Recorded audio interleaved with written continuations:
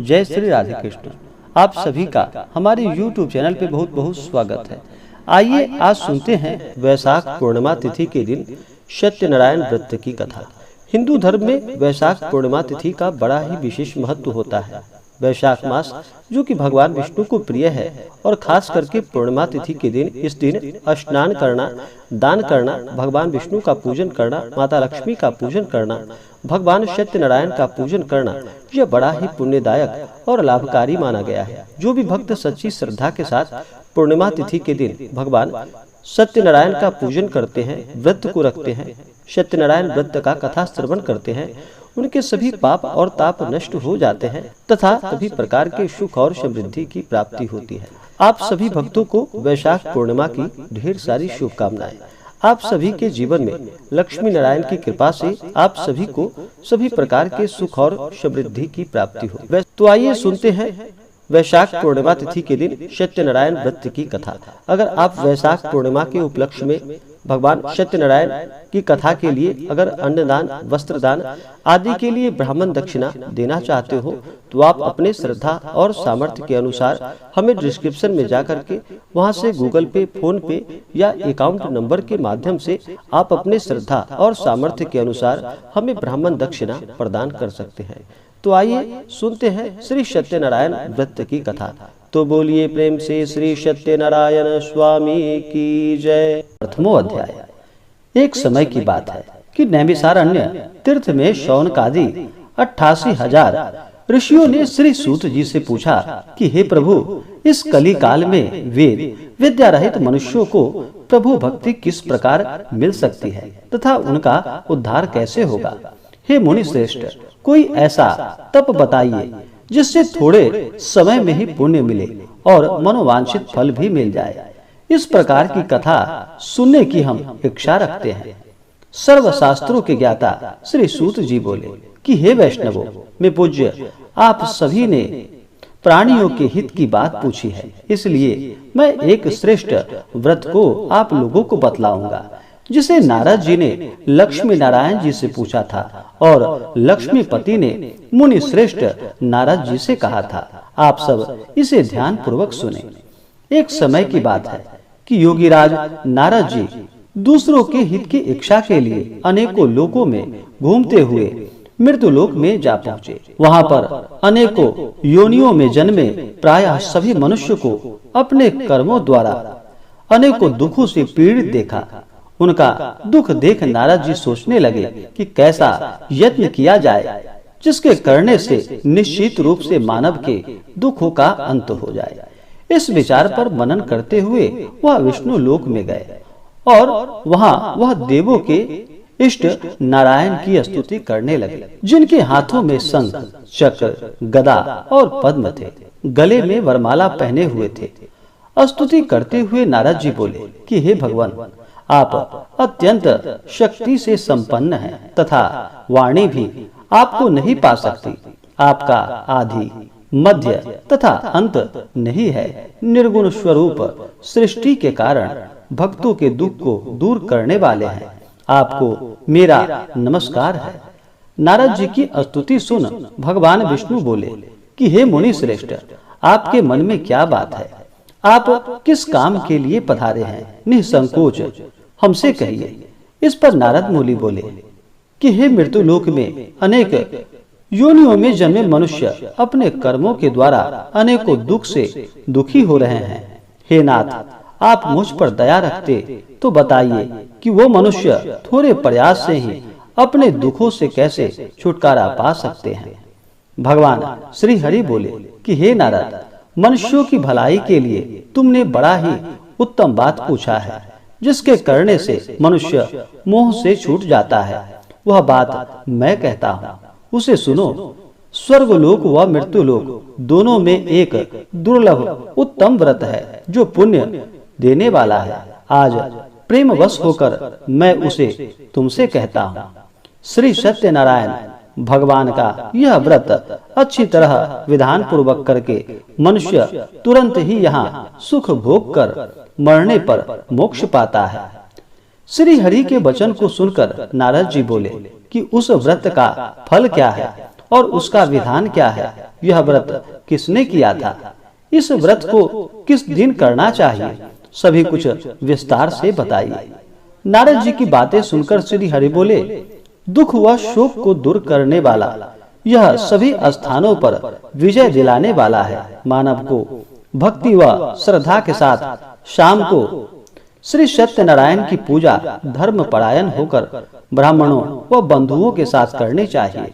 भक्ति भाव से ही नैवेद्य केले का फल, घी, दूध और गेहूं का आटा सवाया ले।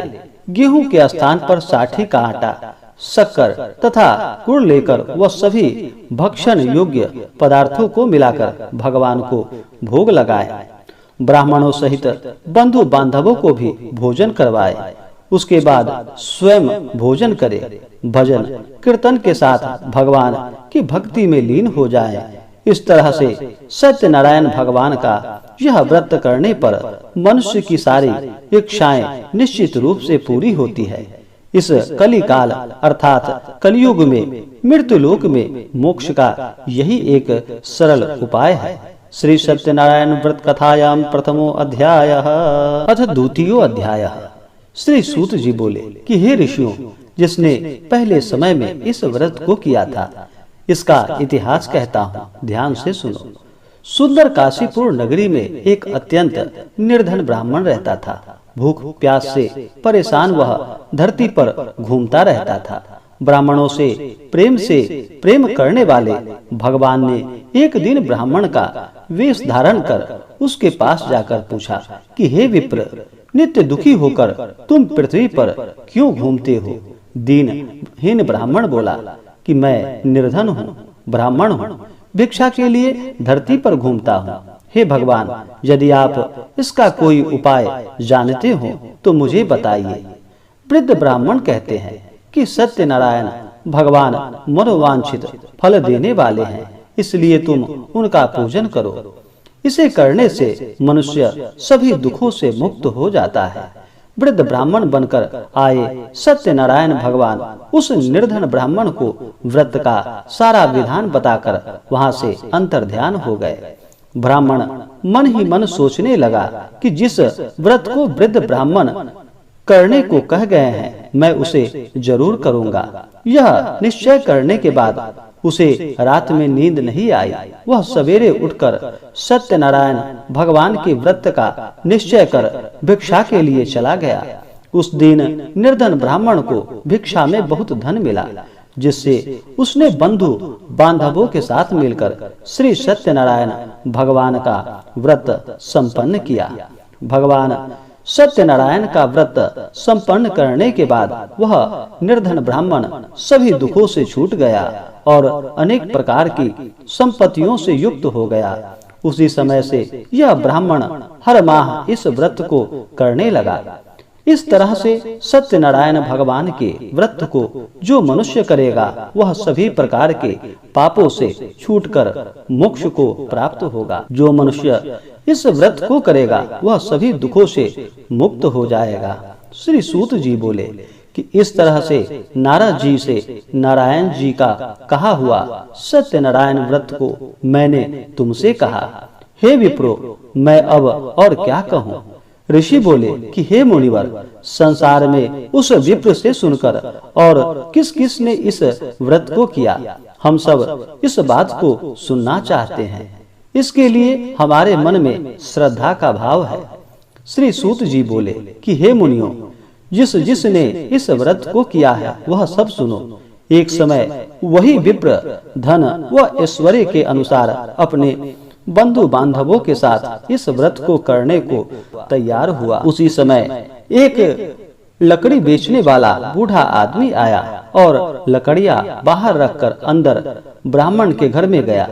प्यास से दुखी वह लकड़हारा उनको व्रत करते देख विप्र को नमस्कार कर पूछने लगा कि आप यह क्या कर रहे हैं तथा इसे करने से क्या फल मिलेगा, कृपया मुझे यह बताइए। ब्राह्मण ने कहा कि सब मनोकामनाओं को पूरा करने वाला यह सत्यनारायण भगवान का व्रत है। इनकी कृपा से ही मेरे घर में धन धान्य आदि की वृद्धि हुई है। विप्र से श्री सत्यनारायण व्रत के बारे में जानकर लकड़हारा बहुत प्रसन्न हुआ। चरणामृत लेकर वह प्रसाद खाने के बाद वह अपने घर गया। लकड़हारे ने अपने मन में संकल्प किया कि आज लकड़ी बेचने से जो धन मिलेगा उसी से श्री सत्यनारायण भगवान का उत्तम व्रत करूंगा। मन में इस विचार को ले बूढ़ा आदमी सिर पर लकड़ियां रख उस नगर में बेचने गया जहां धनी लोग ज्यादा रहते थे।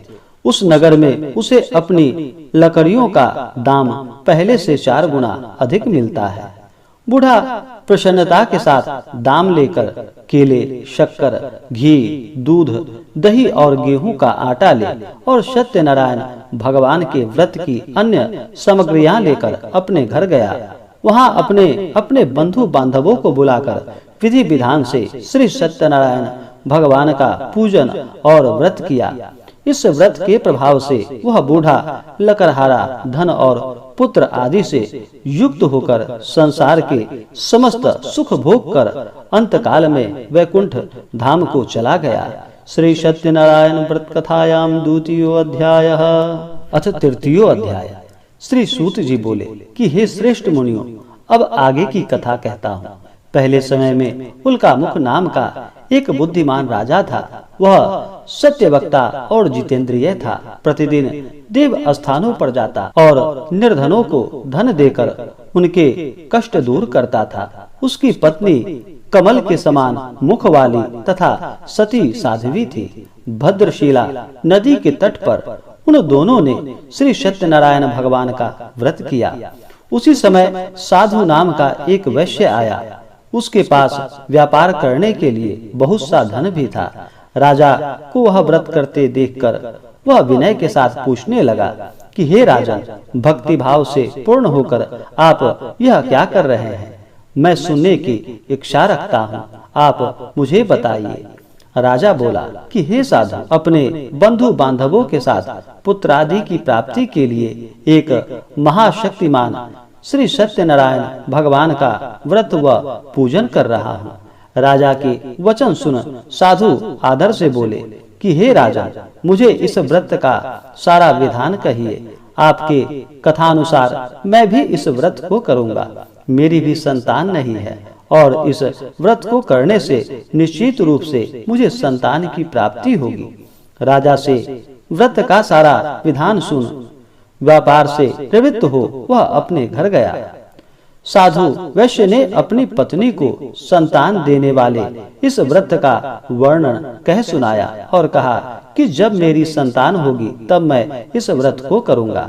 साधु ने इस तरह के वचन अपनी पत्नी लीलावती से कहे। एक दिन लीलावती पति के साथ आनंदित हो सांसारिक धर्म में प्रवृत्त होकर श्री सत्यनारायण भगवान की कृपा से गर्भवती हो गई। 10वें महीने में उसके गर्भ से एक सुंदर कन्या ने जन्म लिया। दिनों दिन वह ऐसे बढ़ने लगी जैसे कि शुक्ल पक्ष का चंद्रमा बढ़ता है। माता पिता ने अपनी कन्या का नाम कलावती रखा। एक दिन लीलावती ने मीठे शब्दों में अपने पति को याद दिलाया कि आपने सत्यनारायण भगवान के जिस व्रत को करने का संकल्प लिया था उसे करने का समय आ गया। आप इस व्रत को करिए। साधु बोला कि हे प्रिय, इस व्रत को मैं उसके विवाह पर करूंगा। इस प्रकार अपनी पत्नी को आश्वासन देकर वह नगर को चला गया। कलावती पिता के घर में रहकर वृद्धि को प्राप्त हो गई। साधु ने एक बार नगर में अपनी कन्या को सखियों के साथ देखा तो तुरंत ही दूत को बुलाकर और कहा कि मेरी कन्या की योग्य वर देख कर आओ। साधु की बात सुनकर दूत कंचन नगर में पहुंचा और वहां देखभाल कर लड़की के सुयोग्य वणिक पुत्र को लेकर आया। सुयोग्य लड़के को देख साधु ने बंधु बांधवों को बुलाकर अपनी पुत्री का विवाह करा दिया। लेकिन दुर्भाग्य की बात ये कि साधु ने अभी भी श्री सत्यनारायण भगवान का व्रत नहीं किया। इस पर श्री भगवान क्रोधित हो गए और श्राप दे दिया कि साधु को अत्यधिक दुख मिले। अपने कार्य में कुशल साधु बनिया जमाई को लेकर समुद्र के पास स्थित होकर रत्नासारपुर नगर में गया। वहां जाकर दामाद ससुर दोनों मिलकर चंद्रकेतु राजा के नगर में व्यापार करने लगे। एक दिन भगवान सत्यनारायण की माया से एक चोर राजा का धन चुरा कर भाग गया। उसने राजा के सिपाहियों को अपना पीछा करते देख चुराया हुआ धन वहां रख दिया जहां साधु अपने जमाई के साथ ठहरा हुआ था। राजा के सिपाहियों ने साधु वैश्य के पास का धन पड़ा देखा तो वह ससुर जमाई दोनों को बांधकर प्रसन्नता से राजा के पास ले गया और कहा कि उन दोनों चोरों को हम पकड़ कर लाए हैं, आप आगे की कार्रवाई कीजिए। राजा की आज्ञा से उन दोनों को कठिन कारावास में डाल दिया गया और उनका सारा धन भी उसने छीन लिया। श्री सत्यनारायण भगवान के श्राप से साधु की पत्नी भी बहुत दुखी हुई। घर में जो धन रखा था उसे चोर चुरा कर ले गए। शारीरिक तथा मानसिक पीड़ा व भूख प्यास से अति दुखी हो अन्न की चिंता में कलावती ब्राह्मण के घर गई। वहां उसने श्री सत्यनारायण भगवान का व्रत होते देखा, फिर कथा भी सुनी। वह प्रसाद ग्रहण कर वह रात को घर वापिस आई। माता ने कलावती से पूछा कि हे पुत्री, अब तक तुम कहाँ थी, तेरे मन में क्या? कलावती ने अपनी माता से कहा कि हे माता, मैंने एक ब्राह्मण के घर में श्री सत्यनारायण भगवान का व्रत देखा है। कन्या के वचन सुन लीलावती भगवान के पूजन की तैयारी करने लगी। लीलावती ने परिवार व बंधुओं सहित सत्यनारायण भगवान का पूजन किया और उनसे वर मांगा कि मेरे पति तथा जमाई शीघ्र घर वापस आ जाएं। साथ ही यह भी प्रार्थना की कि हम सब का अपराध क्षमा करे।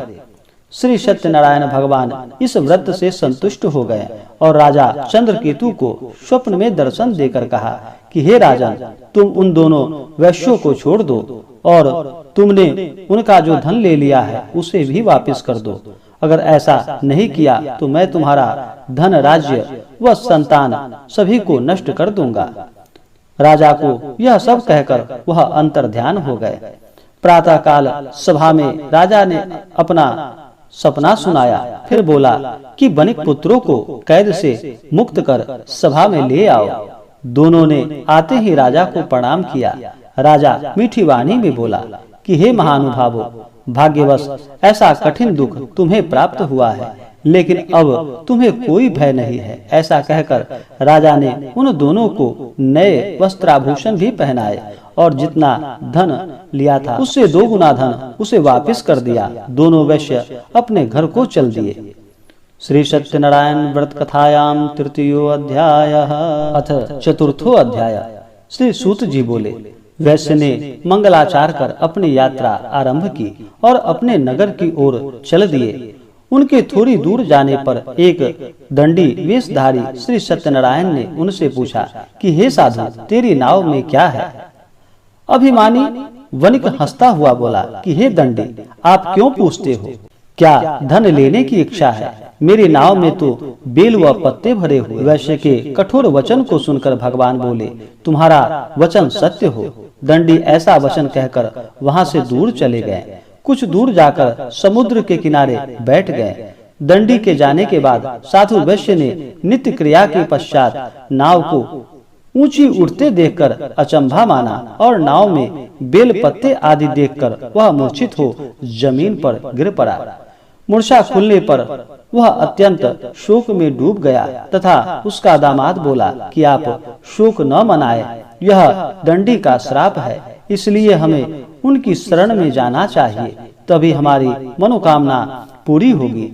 दामाद की बात सुनकर वह दंडी के पास पहुंचा और अत्यंत भक्ति भाव से नमस्कार कर बोला कि मैंने आपसे जो असत्य वचन कहे थे उसके लिए मुझे क्षमा कर दे।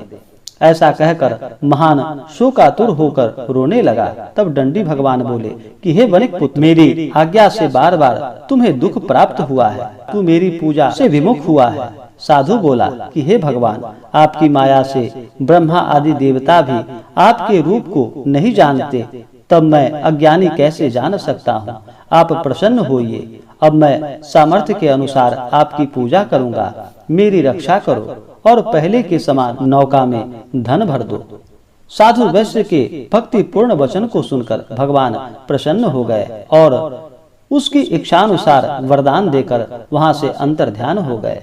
ससुर जमाई जब नाव पर आए, धन से भरी हुई देखकर फिर अपने अन्य साथियों के साथ सत्यनारायण भगवान का पूजन कर अपने नगर को चल दिए। जब नगर के नजदीक पहुँचे तो दूत को घर पर खबर करने के लिए भेज दिया। दूत साधु की पत्नी को प्रणाम कर कहता है कि मालिक अपने दामाद सहित नगर के निकट आ गए हैं। दूत की बात सुनकर साधु की पत्नी लीलावती ने बड़े हर्ष के साथ सत्यनारायण भगवान का पूजन कर अपनी पुत्री कलावती से कहा कि मैं अपने पति के दर्शन को जाती हूँ, तू कार्य पूर्ण कर शीघ्र आ जाना। माता के ऐसे वचन सुन कलावती जल्दी में प्रसाद छोड़ अपने पति के पास चली गई। प्रसाद की अवज्ञा के कारण श्री सत्यनारायण भगवान रुष्ट हो गए और नाव सहित उसके पति को पानी में डुबो दिया। कलावती अपने पति को वहां न पाकर रोती हुई जमीन पर गिर गई। नौका को डूबा हुआ देख वह कन्या को रोता देख साधु दुखी होकर बोला कि हे प्रभु, मुझसे तथा मेरे परिवार से जो भूल हुई है उसे क्षमा कर दो। साधु के दीन वचन सुनकर श्री सत्यनारायण भगवान प्रसन्न हो गए और आकाशवाणी हुई कि हे साधु, तेरी कन्या मेरे प्रसाद को छोड़कर आई है, इसलिए उसका पति अदृश्य हो गया है। यदि वह घर जाकर प्रसाद खाकर लौटती है तो इसे इसका पति अवश्य मिलेगा। ऐसी आकाशवाणी सुन कलावती घर पहुंचकर प्रसाद खाती है और फिर आकर अपने पति के दर्शन करती है। उसके बाद साधु अपने बंधु बांधवों सहित श्री सत्यनारायण भगवान का विधि विधान से पूजन करता है और इस लोक का सुख भोग कर वह अंत में स्वर्ग हो जाता है। श्री सत्यनारायण व्रत कथायाम चतुर्थो अध्याय। श्री सत्यनारायण पंचमो अध्याय। श्री सूत जी बोले कि हे ऋषियों, मैं और भी एक कथा सुनाता हूँ, उसे ध्यान पूर्वक सुनो। प्रजापालन में लीन तुंग ध्वज नाम का एक राजा था। उसने भी भगवान का प्रसाद त्याग कर बहुत दुख झेला। एक बार वन में जाकर वन्य के पशुओं को मारकर वह बड़ के पेड़ के नीचे आया। वहां उसने ग्वालों को भक्ति भाव से अपने बंधुओं सहित सत्यनारायण भगवान का पूजन करते देखा। अभिमानवश राजा ने उन्हें देखकर भी पूजा स्थान में नहीं गया और ना ही उसने भगवान को नमस्कार किया। ग्वालों ने राजा को प्रसाद दिया, लेकिन उसने वह प्रसाद नहीं खाया और प्रसाद को वहीं छोड़कर वह अपने नगर को चला गया। जब वह नगर में पहुंचा तो वहां सब कुछ तहस नहस हुआ पाया, तो वह शीघ्र ही समझ गया कि यह सब भगवान ने ही किया है। वह दोबारा ग्वालों के पास पहुंचा और विधि पूर्वक पूजा करके प्रसाद खाया तो श्री सत्यनारायण भगवान की कृपा से सब कुछ पहले जैसा हो गया। दीर्घ काल तक सुख भोगने के बाद मरणोपरांत उसे स्वर्ग लोक की प्राप्ति हुई। जो मनुष्य परम दुर्लभ इस व्रत को करेगा तो भगवान सत्यनारायण की अनुकंपा से उसे धन धान्य की प्राप्ति होगी। निर्धन धनी हो जाता है और भय मुक्त हो जीवन जीता है। संतानहीन मनुष्य को संतान सुख मिलता है और सारे मनोरथ पूर्ण होने पर मानव अंतकाल में वैकुंठ धाम को जाता है। श्री सूत जी बोले, जिन्होंने पहले इस व्रत को किया है अब उनके दूसरे जन्म की कथा कहता हूँ। वृद्ध सतानंद ब्राह्मण ने सुदामा का जन्म लेकर मोक्ष की प्राप्ति की। लकड़हारे ने अगले जन्म में निषाद बनकर मोक्ष प्राप्त किया। उल्कामुख नाम का राजा दशरथ होकर वैकुंठ को गए। साधु नाम के वैश्य ने मोर ध्वज बनकर अपने पुत्र को आरे से चीरकर मोक्ष पाया। महाराज तुंग ध्वज ने स्वयंभू होकर भगवान में भक्ति युक्त हो कर्म कर मोक्ष को पाया। श्री सत्यनारायण व्रत कथायाम पंचमो अध्याय संपूर्णम। तो बोलिए प्रेम से श्री सत्यनारायण स्वामी की जय। इसी प्रकार से जो भी भक्त सच्ची श्रद्धा के साथ नियम और निष्ठा के साथ पूर्णिमा तिथि के दिन भगवान सत्यनारायण का पूजन करते हैं, व्रत करते हैं, कथा श्रवण करते हैं उन्हें भगवान श्री सत्यनारायण की कृपा से उनके सभी दुख और कष्ट दूर हो जाते हैं तथा सभी प्रकार के सुख और समृद्धि की प्राप्ति होती है। तो आशा करता हूँ कि यह जानकारी आपको अच्छा लगा हो। ऐसे ही ज्ञानवर्धक जानकारियाँ प्राप्त करने के लिए हमारे इस चैनल को लाल बटन दबा करके सब्सक्राइब करें, साथ में बेल आइकन घंटी दबाएं ताकि मेरे वीडियो का नोटिफिकेशन आपके पास सबसे पहले पहुंचे। वीडियो को लाइक और अपने मित्रों तथा दोस्तों के साथ शेयर करें। सुखी रहें और स्वस्थ रहें। जय श्री राधे कृष्ण। धन्यवाद।